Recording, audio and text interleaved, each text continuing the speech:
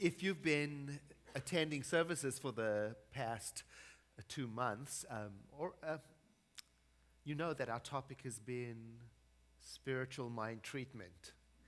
And I've been describing spiritual mind treatment as a form of positively framed meditation that has quite a lot in common with prayer, but also has some significant differences. Now, if you're just joining us, or if you want to catch up, we've got free content on our website where you can review all the past messages of this month and the previous month. And I think it's helpful to do that because each week we're adding to the conversation from the previous Sunday's messages. So without the previous week's information, questions might rise up in you that quite likely we've answered in a previous week's message. For example, I've been talking about some common misconceptions about spiritual mind treatment. And by the way, thank you for all of the messages and emails that I've been receiving from people with questions and appreciation for going in depth into this. It's nice to know somebody's listening. So I appreciate that very much. And if the topic today gets a little bit complicated in the message, keep in mind that you can always go back and review it. The video will come out very soon, tomorrow or the next day, and the audio is available immediately after the service in the bookstore. So you can review that in your own time. And if you're loving what you're learning and you want some more, keep in mind that January, when Reverend Joyce DeFallo is going to be teaching the basic ideas of Science of Mind, a new course that deals with this topic of spiritual mind treatment in particular.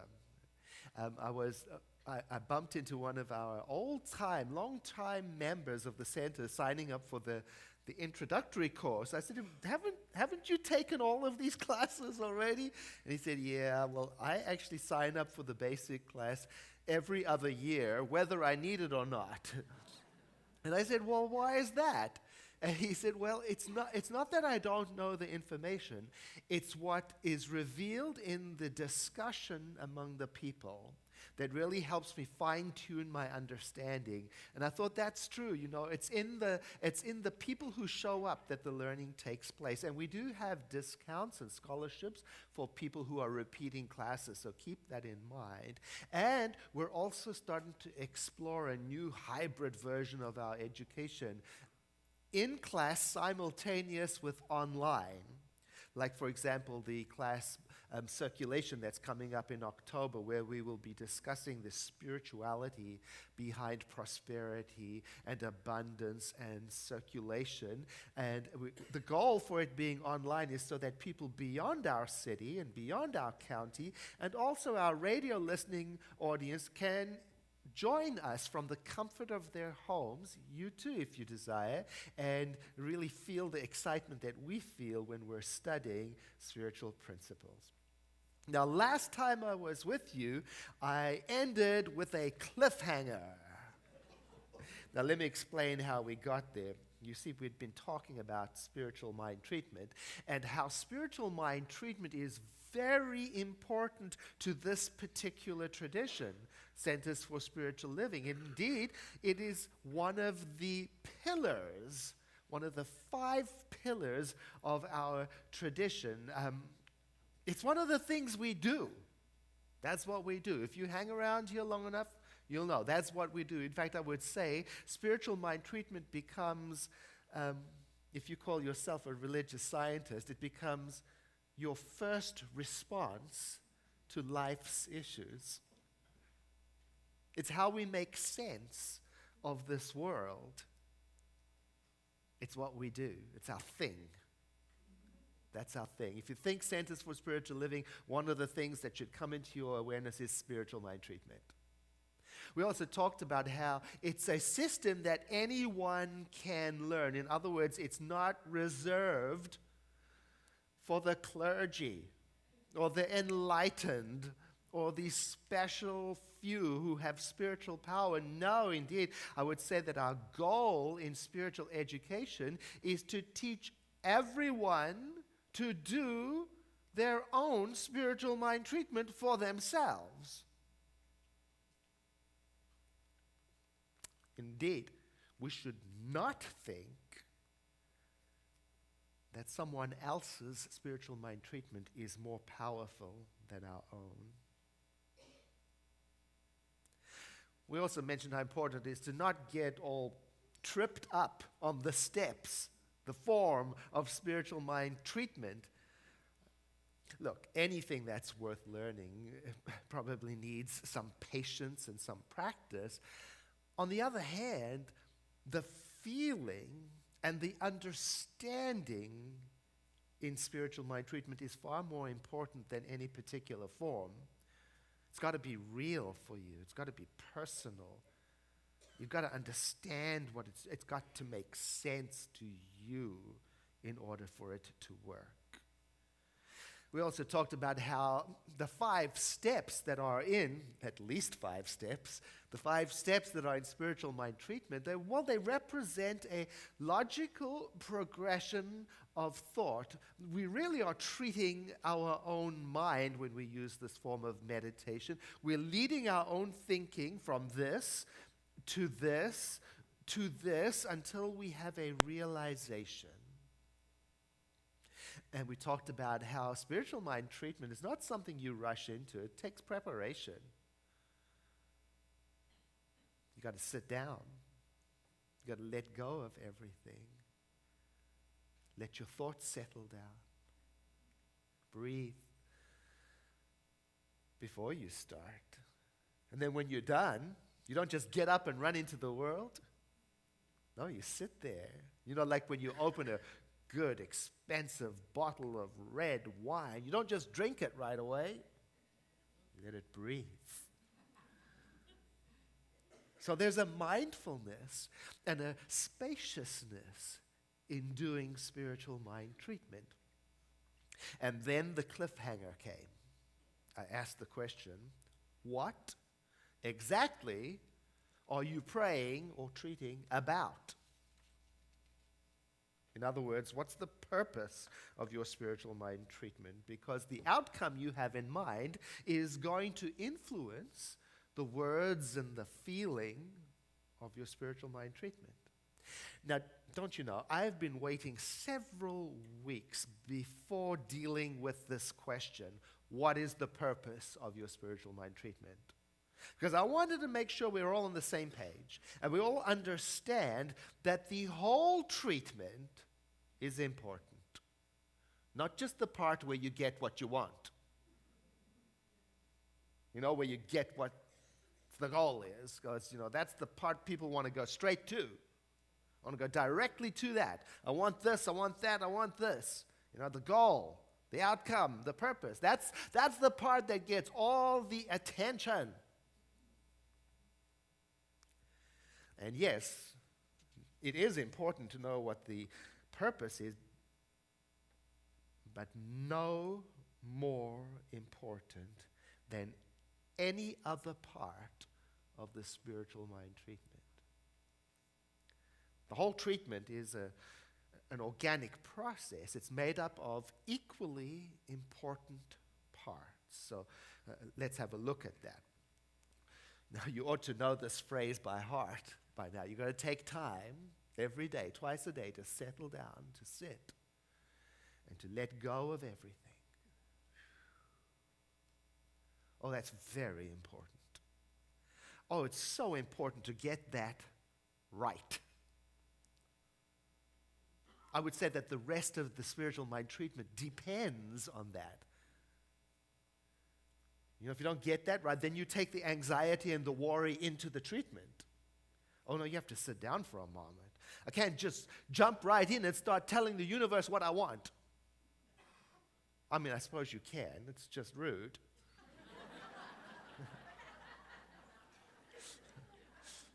I got a lovely email from a colleague, you know, and it said, "Dear Edward, comma, new paragraph. How are you? Question mark." I went, oh my gosh, she realizes I'm another human being.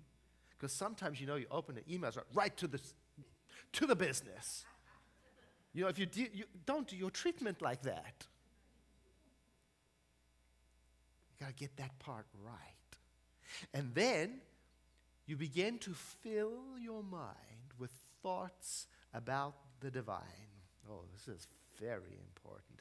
You've got to get that right.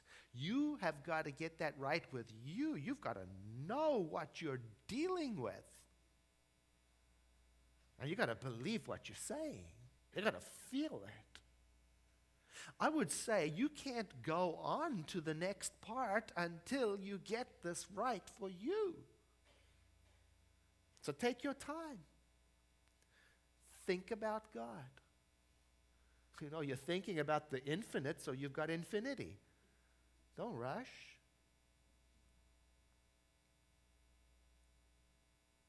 Talk to yourself about the divine. And then at some point, you begin to go on to the next step where you think about your own relationship to the divine. Oh, again, this is very important to get right for you. I would say that the entire spiritual mind treatment depends on you really getting your relationship to the divine sorted out. And by that, I mean your oneness with the great all that is. So take your time. Sense it. Sense the presence of the one mind flowing through you as you. Don't rush. One of my early teachers said to me, you know, if you get this right, if you really get this right, you don't need anything else. It's a standalone practice. Do that every day, twice a day. Oh, you're going to do well. Practically speaking, though, often we pray for very specific reasons. You know, we have a definite purpose in mind. And that's important information to know what my purpose is, because it's going to affect each treatment. And then each treatment will be different in tone and form. For example, a treatment about health and vitality is going to be different in tone from a treatment about peaceful sleep. One is going to use power, energetic words. The other one's going to use calm and peaceful words. Oh, it's so good. I mean, think about it like this. You're going on an outing. So you prepare yourself based on what kind of outing it is. Now, if you're going to the beach to swim, you prepare one way. You pack certain things. If you're going to go to the plaza to shop, you pack different things. You know? Going to a lecture at college, it's got one mood. Going to a surprise birthday party, it's got a different mood. Now, you can't just have one standard backpack and expect it'll be suitable for every adventure. No. I mean, you're not, as far as I know, you're not going to need the swimsuit to go shopping at the plaza. And so on. And that is how it is with spiritual mind treatment. So we are to get very clear on our destination. What am I treating for? Where am I going with this? What do I want? Because it's going to help me pack the right things in my bag. And by the right things, I mean the right words and the right feelings. So before you even start out the door with spiritual mind treatment, it's very important to get clear in your thinking. What is my intended outcome? So let's use something in your life right now for an example. Think of something that you would like prayer for. Could be something that is stressful right now. Think about a problem maybe in your life or just a situation that's challenging you. And take your time. Just think about it. Because I'm going to ask you to call that situation, the problem. And once you've identified it, now we can move on. I'm going to ask you to think about what you want instead of that situation.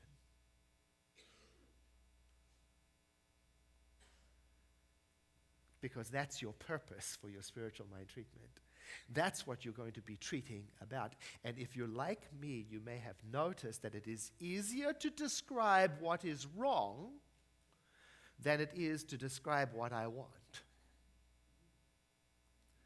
I'll say I want this, and I keep on reverting to what is wrong, as if I explain enough about what is wrong that it'll somehow get me to what I want.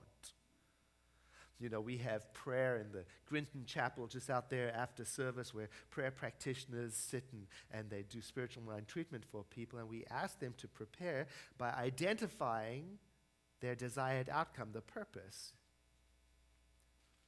Because, it's not therapy. It's just a 5-minute focused spiritual mind treatment. That's why we ask people to identify the solution they have in mind, the outcome they have in mind. Because you don't have to describe the problem to the one praying. It's probably better that you don't spend any more time than you already have spent on the problem. You don't want to enroll the person praying into the problem's solidness. No, you probably have given that enough time, and you want to enroll them in the solution.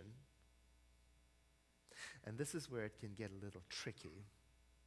You and I want to practice describing the desired outcome in our own mind with as much feeling as we use when we are describing the problem.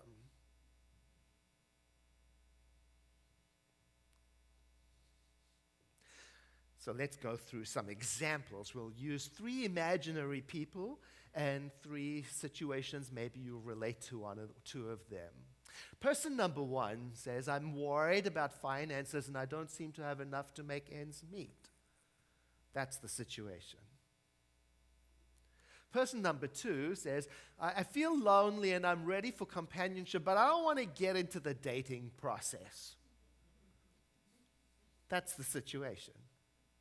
Person number 3 says, things at home have been tense and our family is not communicating well, and I'm worried about the impact it is having on my kids' progress at school.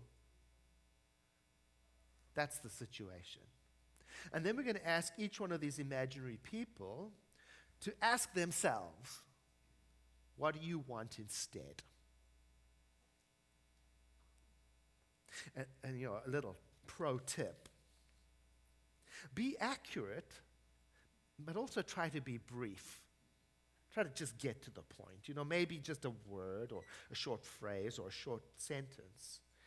For example, I'm worried about finances and I don't seem to have enough to make ends meet. Ask that person, what do you want instead? And perhaps they'll come up with something like financial security. Person number 2, I feel lonely and I'm ready for companionship. What do you want instead? Maybe they would come up with something like companionship. It's that simple. Person number 3, things at home have been tense, and you ask them, what do you want instead? They might say, harmony in my home. That's the purpose of each treatment. Whew. Now let's take it a step further, even deeper.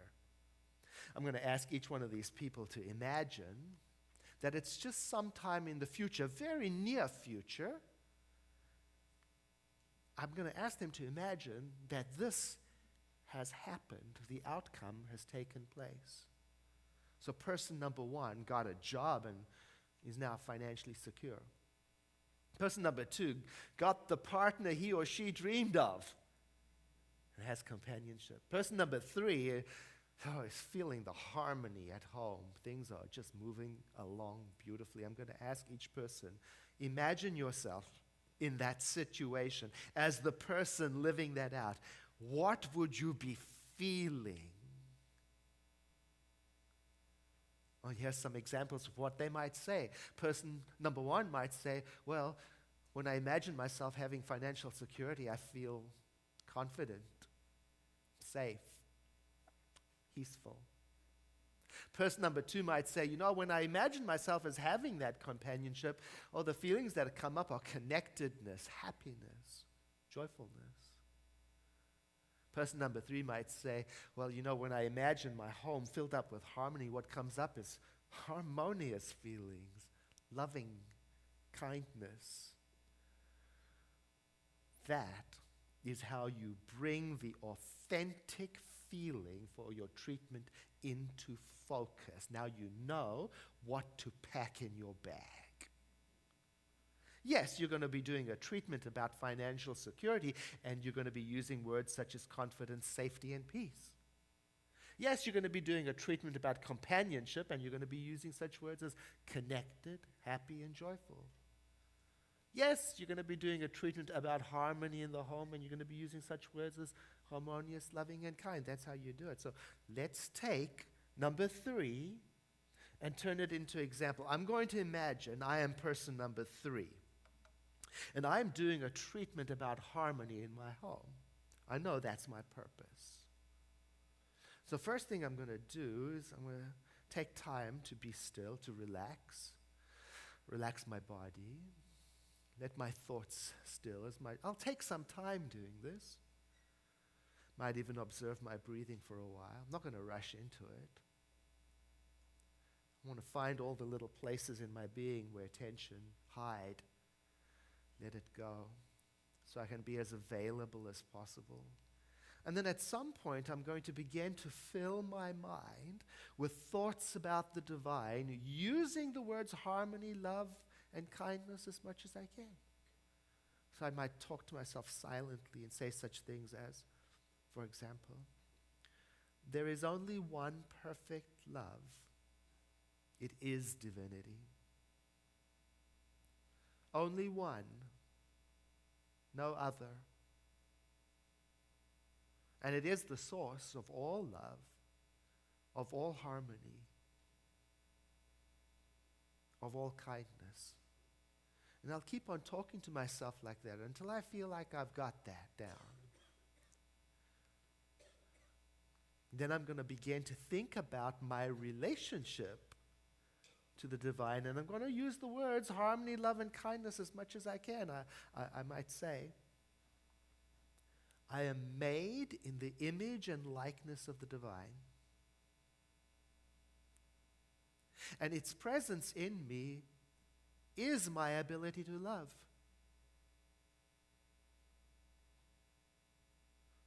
It in me is the source, the place I draw upon for kindness.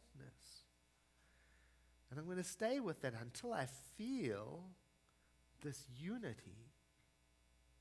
And then, at some point, without rushing, I'm going to move into the next step, where I'm going to describe to myself the spiritual truth about that purpose I identified.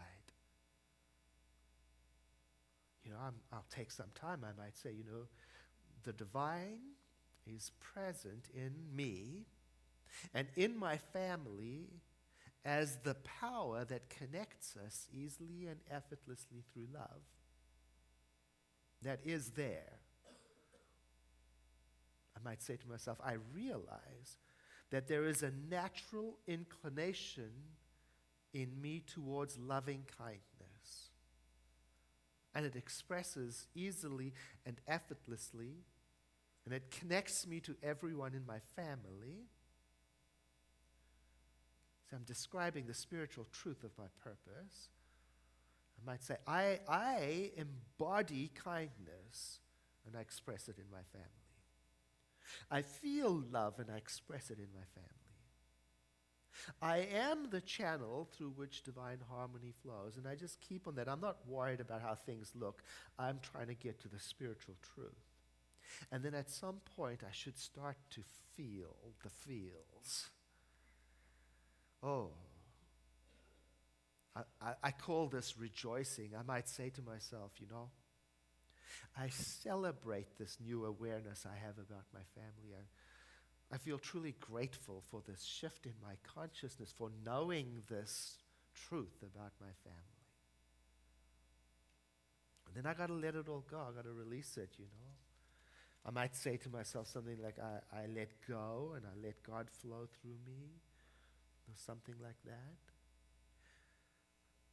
I might say, Amen. I might say, and so it is.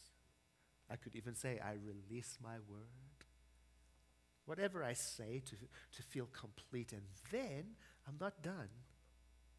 And then I sit there. I sit with what I've said. I want to feel the completeness of my spiritual mind treatment. I want to feel the realization. You notice that each treatment is complete and deals with one topic. So it has a lot of integrity. It's not a shopping list. Another pro tip. When talking about spiritual mind treatment, try this on. Instead of saying, I'm treating for harmony in my home, instead of saying, I'm treating for companionship, instead of saying, I'm treating for financial security, take that word for and replace it with the word about. I'm treating about financial security. I'm treating about companionship. I'm treating about harmony in my home. Oh, see that? I'm not treating for something. The difference is very subtle because the word for places the result out there as something to attain, whereas the word about brings it really close as something that already is. And spiritual mind treatment is the process I go through to get my consciousness expanded enough to accept it, to accept what is spiritually true. I'm aligning my thinking with that truth. I'm not begging for anything. I'm not asking for anything. I'm accepting something. I'm getting clear on something.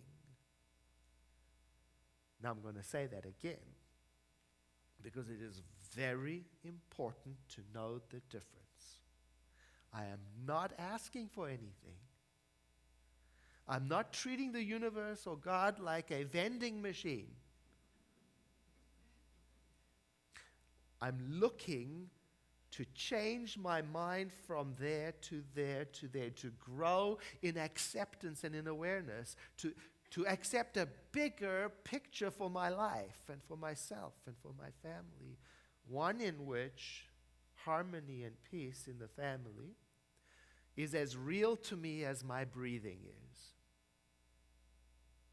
I can see it in my mind's eye. I can feel it. I know it. No matter what it looks like on the outside, in my spiritual mind treatment, I want to be clear.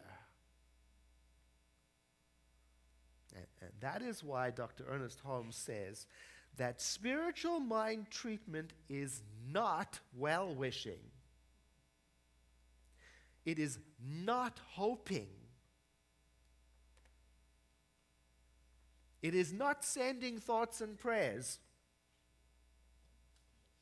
It's not asking for a blessing. And next week we'll discuss exactly what he means by that. But for now, we'll use that situation that you identified earlier, your problem,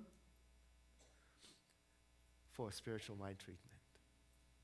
So I invite you to think now, whatever you came up with, what you want instead.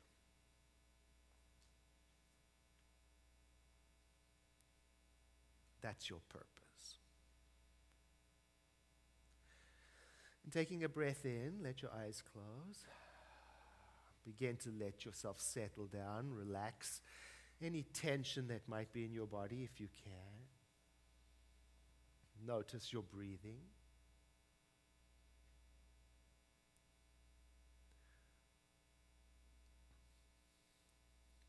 And you might take a little longer on your own, but for this morning, begin to fill your mind with thoughts about the divine in your own words, silently in your own mind. You might be saying something to yourself like, God is the love of all creation.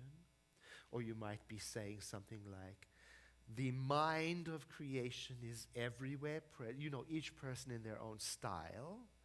Just take a moment to describe the divine to yourself.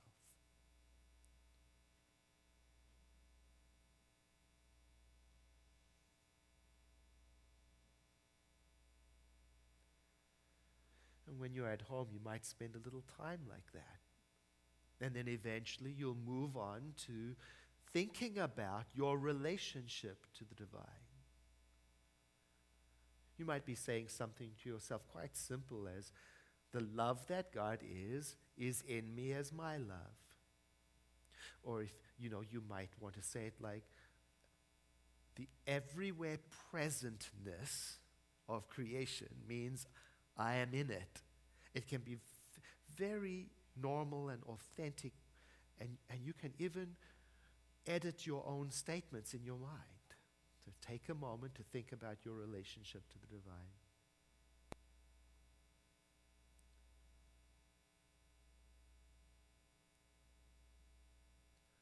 You might take a little time doing that at home, but for now, I invite you to think about that which you identified, what you want instead. And using your beautiful imagination, imagine that you are the person living in that it has already come to pass. See in your mind's eye, or if you prefer, feel what it feels like to be that person who lives in the world where that has already taken place. And then silently describe yourself in this new reality and try to get a warm feeling of clarity about it.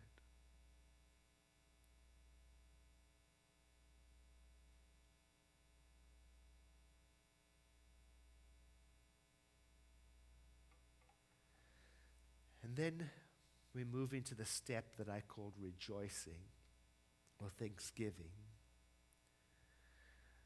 Usually the step just emerges by itself as you start to feel the warmth of doing this work. But you can also help it along by saying such things as, I celebrate this awareness.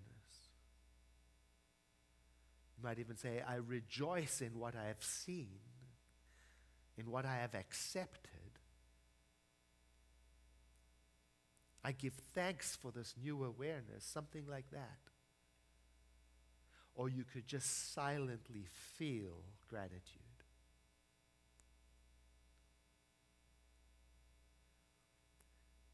And then there will come the time to let it all go.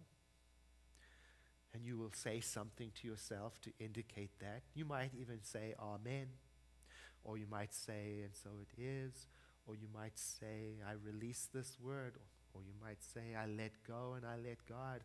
Or you might say all of those things. And then you sit. And you feel the completeness of your spiritual mind treatment.